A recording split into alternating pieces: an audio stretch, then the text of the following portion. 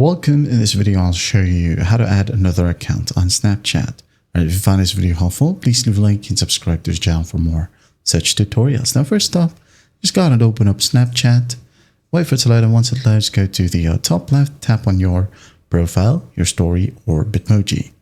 Okay, and then once you're in here, at the top right, we have the gear icon or settings icon.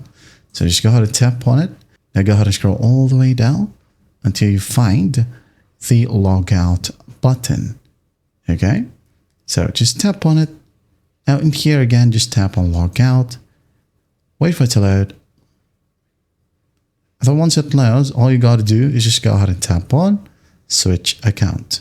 Now in here, go ahead and log into the other account. Type down the other account's username or email and the password.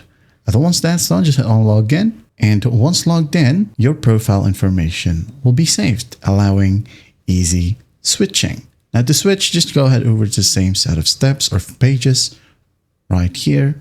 Again, scroll all the way down and just tap on log out. When you tap on log out right here, both profiles will be shown. Okay, you can go ahead and add in as many accounts as you want. And that is it. That is how you add another account on Snapchat. I hope this video helps, and I'll see you in the next one.